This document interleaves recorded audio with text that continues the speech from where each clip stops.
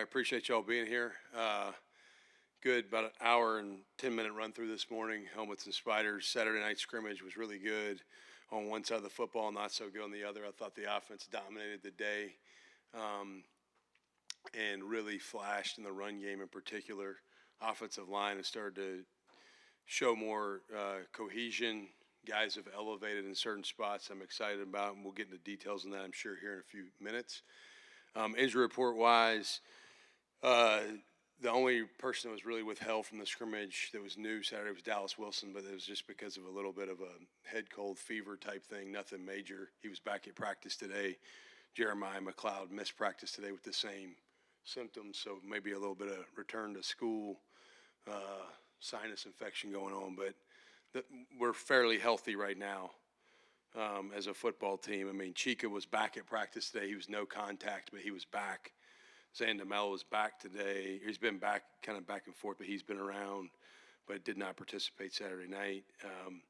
And then all of the soft tissue guys pretty much all practiced today. So really the only two guys that had significant limitations from practice today were DK Kalu, who's still coming off a little bit of an ankle boo-boo.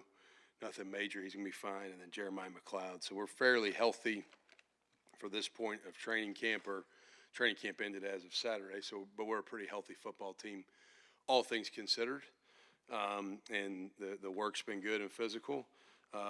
So that's where we are there. One thing I do want to hit on as we turn our attention towards mock game week this week, we are paring down who gets work. So there's scout teams going on, and certain guys are not getting our offensive or defensive reps as much. We do a period at the end of every Monday so the guys that are on scout team still get work. We call it Monday Night Football, even though we're a morning practice team, so the young guys will still get some reps with our team. And then within that paring down, we are moving forward with the quarterback situation. Aaron Philo is going to go with the ones more than anyone. Doesn't mean Trammell won't get some with the ones. He's still going to get some. But as we prepare for game one, Aaron Philo, we are preparing for him to be the starter for week one. There will not be some crazy big hoopla around in our building. It's just how we're moving forward. I've met with both guys, met with them both yesterday afternoon at about 4:45. Both are awesome. Both fully understand and see where we are in the competition. And, you know, I'm excited about the room.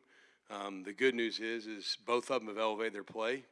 And love both of them, fired up about both of them, you know, and grateful for both of their approaches as we've gone through this. But Philo will get the lion's share of the reps with the ones as we kind of start to try to create cohesion within our football team to get ready for game one. The good news is I've seen Trammell Jones improve so much from April the 11th to right now that it's been a real battle. Like, it's not been some, you know, empty competition. It's been real, and that's where we are. So I'm sure y'all don't have any more questions to follow that quarterback thing up, right? That's it. So, but with that, we'll open up to questions. What has Aaron done there? Yeah, I would say operate at the line of scrimmage at just a touch higher level and be more efficient. You know, there's no surprise to that in spring because he had been in the system and Trammell had not.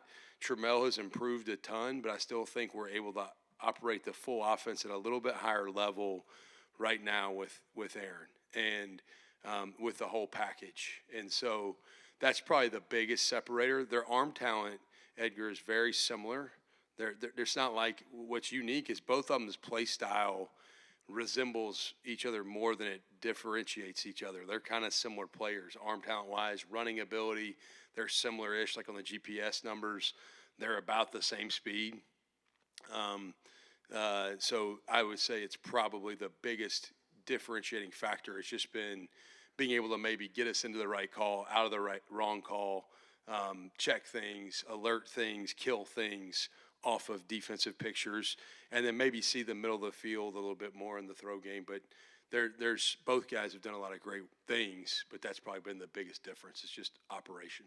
How do you think the team will rally around Aaron and having this opportunity with the ones? You know, I think the team's going to rally around both of them. You know, like yesterday when I called them in to meet with them, and I met them together. Like, it wasn't like meet with one, meet with the other. They both came in, we sat down and had a talk like we do all the time. I've talked with both of them in my office numerous times.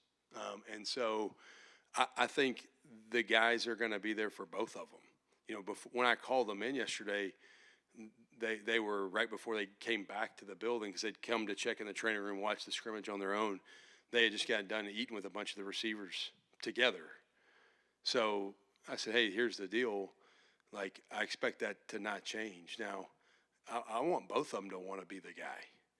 But, you know, there's a lot of stories, and we've talked through all of them with both of them, of guys that weren't the starter until certain points of their career that are great players. I mean, you can look at Tom Brady was a pretty good pro quarterback and didn't start as a youngster, right? And so there's a lot of those situations, but I think the guys will rally around him. I really do. We got good good locker room chemistry and culture. We need to keep it there.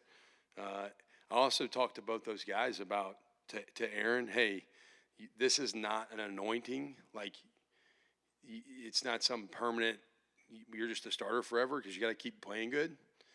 And for Trammell, it's not like you're being relegated or demoted and forgotten. Like, this is not fatal. I believe in Trammell Jones. Like, I'm a believer. I'll go to battle with that dude. So I'm fired up about both of them. I just feel like right now, you know, it's where we need to go with the decision, and but the guys will rally around both. Deciding the starting line as well. We're really close there, yeah. You know, I know the quarterback thing's been the biggest conversation, and not to shy away from that part of the conversation, but I would say for the last couple of weeks, I've felt pretty comfortable with both quarterbacks. Like, both of them have given me belief they can both win. I've had more concern up until this past week on the O-line. The O-line played their best scrimmage, their best football Saturday night since I've been here. I was freaking jacked. Like, I was excited. Bryce Lovett, man, y'all asked about him a week ago. I've challenged him. Our staff's challenged him. He's responded. I think he is really elevated at tackle. You know, he's played a lot of guard. He's played some tackle, but the first play of the scrimmage the other night, I'm not going to give every detail, but the first drive, the best player on the first drive of the scrimmage the other night was either Jaden Ball or Bryce Lovett, one of the two. Like, the first drive, I was like, okay, let's go. So he's elevated. I think you can probably expect to see him at left tackle as of right now, Najee at guard, Harrison Moore at center, TJ Shanahan at right guard, and then Emeka at right tackle. But I do think, you know, you're seeing other guys. I think Dice at tackle. I think Egan Boyer at tackle and Caden Jones at tackle are all still very much alive. And I would probably predict in the first couple of games you're still going to see us play a decent number of guys to work through it and see what gives us our best long-term group. But that's where we are today. And then the interior, we've got several other guys that have, you know, I think Rod Kearney's had a really good training camp. He's kind of elevated interior as a guard that I think we can play with and win. And so just kind of working through it. But that's where we are right now. Somebody told me that they thought the O-line blocked their ass off in the run game. What did you see specifically there, and what do you think was the difference Saturday that it was the best performance you had ever seen? You know, we worked most of the week with that first five together. So you're starting to create cohesion and them have confidence in each other and how they're working combination blocks. I feel like, you know, sometimes people don't understand how hard it is for that group to play as one and how challenging it is. Targeting things in the run game or the pass pro, hatting things up the right way is harder than people realize, especially when you're playing our defense and we're doing 9,000 things up front and you're like, there's a lot of moving parts. But I think they're gaining confidence. Phil's done a really great job coaching them. And they're starting to find their competitive edge and just how they have to play the game the right way. The O-line's got to play with a little bit of chip on their shoulder, a little bit of a swagger, and a little bit of like bravado. Like you gotta bring it. You started to feel that last week. So I'm like, okay, these guys they're getting some pride in who they are, and so that's been a big part of it. The run game wasn't perfect, but it was blocked cleaner, and we got good enough backs. If you give them man, I'm talking about our runners on Saturday night, man. Duke Clark and Evan Pryor and London Montgomery, Byron Lewis, the depth of the room. The first drive was, we had one chunk throw in it where the defense kind of busted a coverage that I was pissed off about. But out of it, yeah, it was to Micah, and they were in an empty formation, and we had two secondary players not on the same page.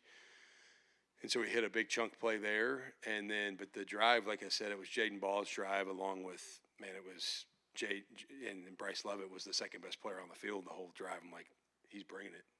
So. How did you feel about the offense dominating the scrimmage? I mean, does that give you any concern about the defense, or was it just encouraging to see after the offensive questions you had at offensive line and quarterback?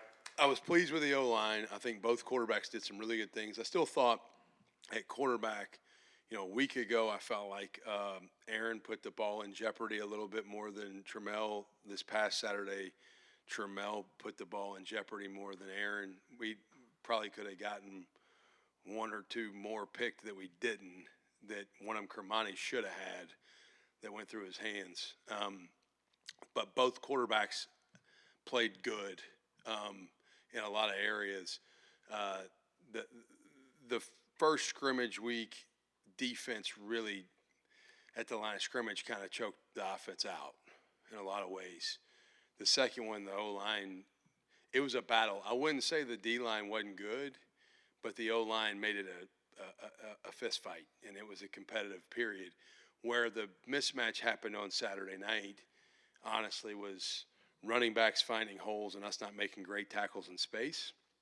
And then in the secondary, I think it was really, really, really poor communication on the back end several times. Really frustrated by that. I spent most of my time on the defensive field today just making sure those guys were talking, because in the back end of your defense, man, everybody's got to be a high-level communicator. And it was not demonstrative enough for me to feel comfortable that we're going to get everyone on the same page right now. So there were some plays that it was good offense, but there were also some plays that was bad defense. Because like I said, the touchdown that Bailey Stockton had, you guys weren't there, but I know y'all got eyes everywhere. I realized that several months ago. But the sail route that we hit to Bailey, that should have been a pick. And so it's like we didn't play good defense there. It really wasn't great offense. It was bad defense. And not taking anything away from the play and the throw and whatever, but it was like that should pick that ball off. So as a head coach, you want to see both sides play good. Our defense did not play good Saturday night.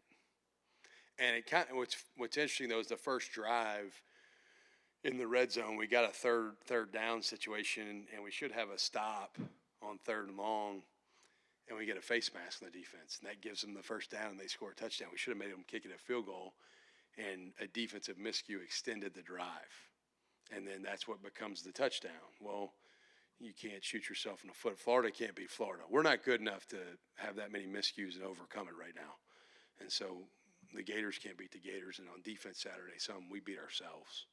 What did you see out of Cormani just the last week after maybe the first scrimmage wasn't what you were looking for just the last week? No, and then, yes, I would say here's what I'd say on Kermani. His best is unbelievably good.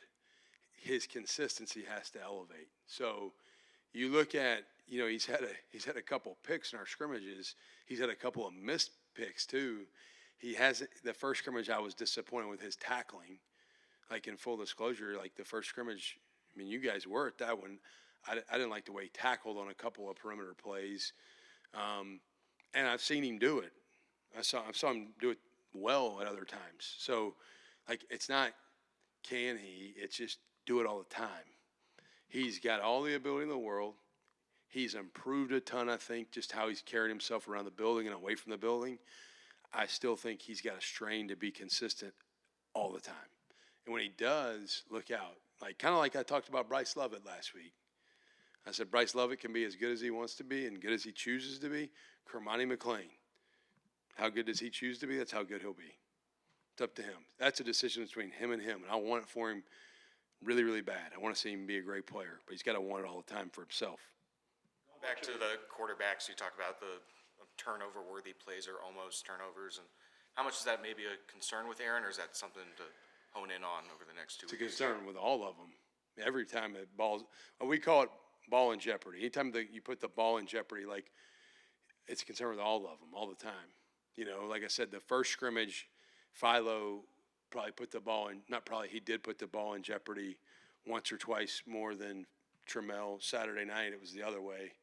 Trammell put it on the ground once, actually twice, on exchanges.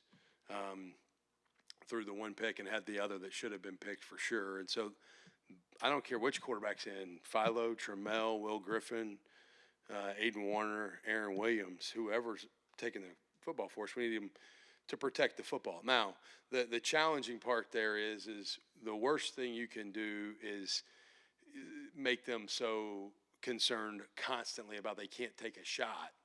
Because you got to play the position right, you got to put it out there. You got to play with a little bit of a confidence in, hey, I'm gonna have to put the ball in some tight spots sometimes. So if you don't let it rip occasionally, you're gonna get sacked and drilled and take negative plays there, and that's gonna create other issues. So we don't have the ability right now at the stage of where our program is to just give the ball away and think we can win games. So we've got to do a better job holistically with all of them.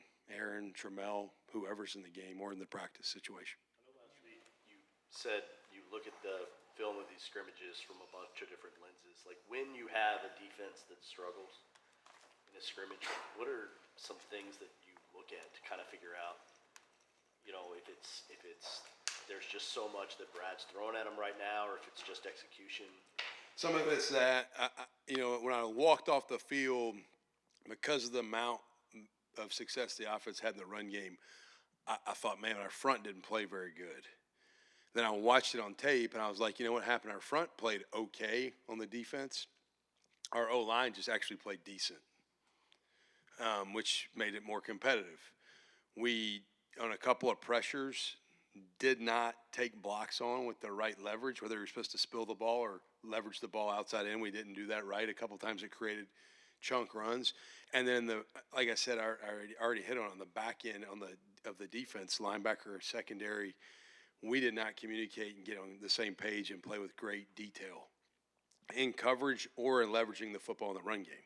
So a lot of the run explosive plays had zero to do with the front. It was like, well, the linebacker didn't spill the ball, or the linebacker didn't leverage the ball and box it in that call, or a secondary player didn't hold their leverage on the perimeter or whatever it was. So when I went back and watched it, I thought the front played okay. I thought Kofi Azari played really good. I thought Miles Graham played really good. There were some guys that played really good. Kofi has played great the last 10 days. He's probably kind of been the unsung surprise of training camp so far, special teams wise and on defense the last week and a half.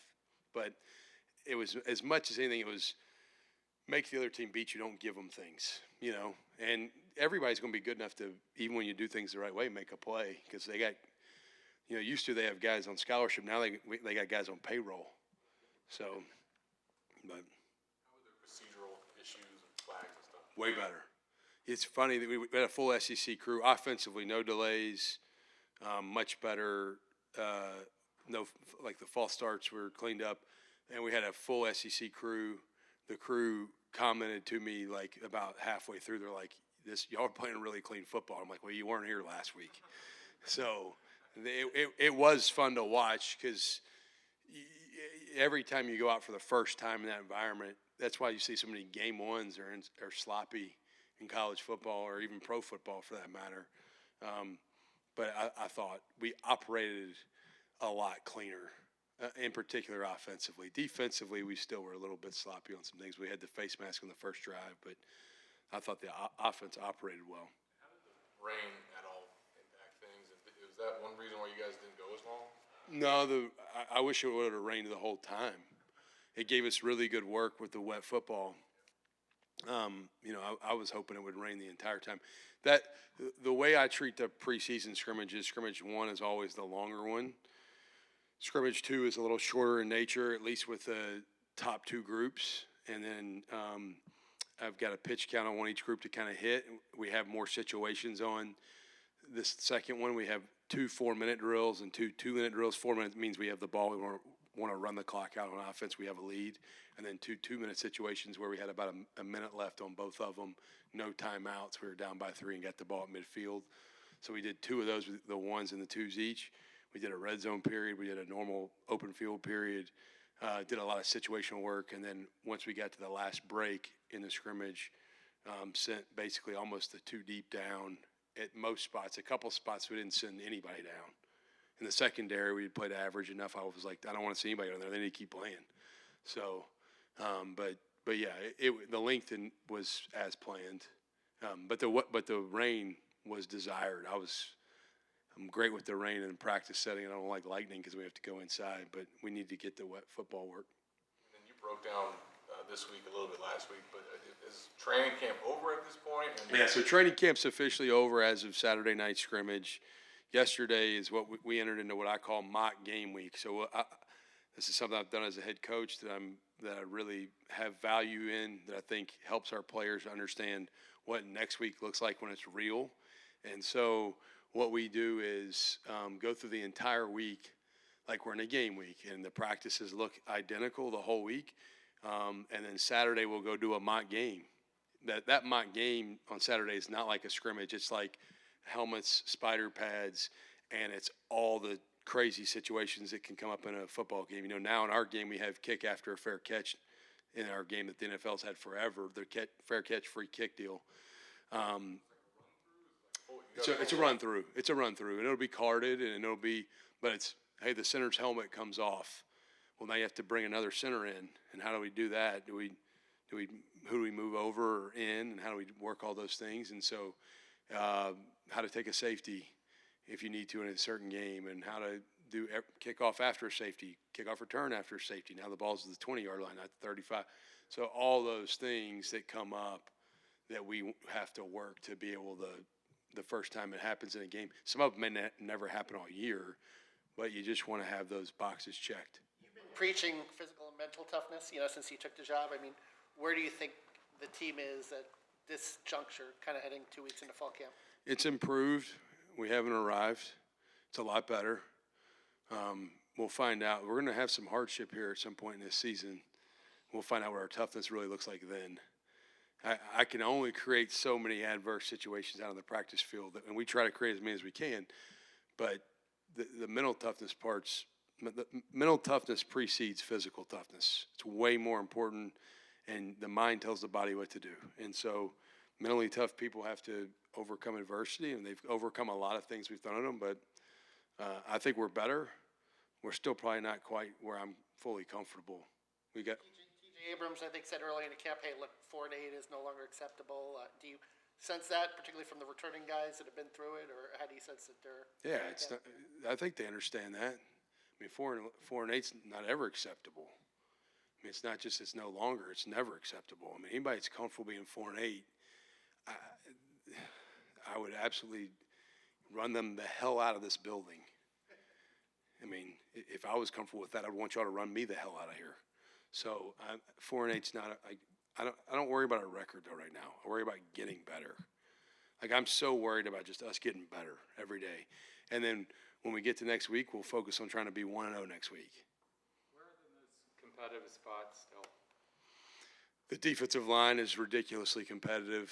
The running back room, the depth of that room is really competitive.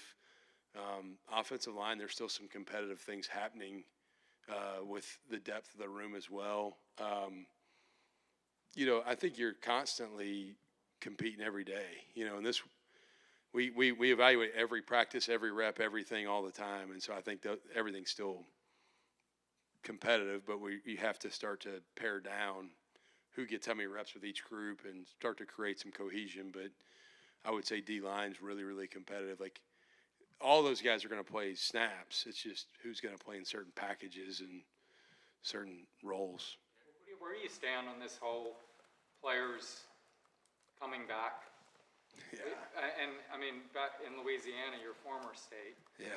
There was a ruling and let, a dozen plus players maybe potentially be eligible. And have you contacted anyone? Is that even like in your calculations at all? Yeah, so we've tracked all of it.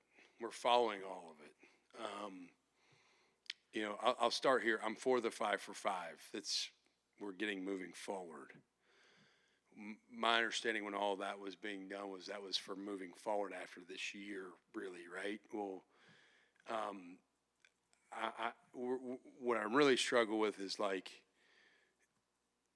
the rules are changing so daily based upon a court ruling or what happens in a court in Colorado or a court here, court in Louisiana. And it's like we need to have some continuity and some consistency across the board. And we have our football team here. I don't know, and I'm always open to adding if we can add, but the timing of who you add, how you add them, add a guy from NFL training camp, but he's waiting to figure out does he get cut or does he not get cut, and we're looking at all of it, we're following all of it. We've had conversations with some people, but there's been nothing that's felt like it could fit or make sense for us because. And look, I added Jake Retzlaff last year on July 27th, so I'm not like holier than thou, acting like I'm not going to add a player if it's better if it's best for Florida football for us to add a player, we'll add a player. But at the same time, I think you have to. We're already at a roster number right now, so if I add a player today, you know what I have to do? I have to go out there and cut one. Well, that player I add, he better be pretty damn good if I'm going to go cut a guy that's already out here, and it better make a lot of sense for the whole roster. But would we do it? I mean, I don't know yet, but we are not doing as we speak right now. Aaron said the thing he wanted to improve the most in training camp was cutting down on turnovers. How big was that for him Saturday? They didn't have it. It was good. I thought he protected the football and made good decisions on Saturday. Obviously, the previous Saturday he had the one on the third down. But I thought he's really had a good week last week. And that's the thing is you go back to the quarterback situation or any situation, nobody wins or loses or elevates or gets a spot on the roster based upon one rep or one practice. It's a full body of work. So going back to the quarterback thing, it's a full body of work. But what he did last week was show that he understood that the mistake he made on the previous Saturday. Like, hey, I told him, I tell both quarterbacks when they make mistakes, hey, I can live with that one. Based upon the situation or scenario within a game. Which ones can we not live with? And he's learned. He's learning. They're constantly learning. Both those guys, the whole room is constantly learning because they're all still relatively young as football players. And then he has a touchdown run in the scrimmage. What does he bring to the table as a runner? Yeah, he kind of had two because I called one of them down and made us keep running it again. Even though he probably would have scored, I was like, no, let's pull it back and put it again. And he scored the next play on a run. So he kind of had back-to-back. He runs good. I mean, I've said this before. Him, Trammell, all those guys are athletic and have good mobility. None of them are going to be confused with Tim Tebow by any Florida fans. But neither are slugs either. They both have functional athletic movement. They both move well in the pocket. I'd say, they both have a little bit different running style. Like Aaron's is probably a little bit heavier into the contact. Trammell's is a little bit more elusive laterally at times to me, but their straight line speed off of what we can measure on the GPSs are about the same. But Aaron's got good mobility. For the safety unit, what would you like to see ideally? What's an ideal week for that group look like for you? I'd like to see them communicate at a really high level and set the table around them and understand everything that goes on with formation, tendency from an offense, and just be consistent. And when they're at their best, we're good, but we got to be more consistent. But it's, to me, Dave Caldwell and I kind of kid around like at safety you want guys that are safe, not risky. So that's why it's called safety. It's not, the position's not called risky. Okay, so I want guys that play the game with some idea of how to keep us safe in certain calls. Where are the issues? You have to be the eraser. So the offense gets a 10-yard play. Well, it can't be a touchdown. How do we get the ball down? How do we keep it leveraged or in front of us in certain calls? And so just across the board. But the biggest thing, like I said, I've said it probably 50 times now, communicate. Open your mouth loud. The stadium's going to have people in it. Like we had the band there the other night. Not just going to be the band there. It's going to be loud. So we've got to be great communicators.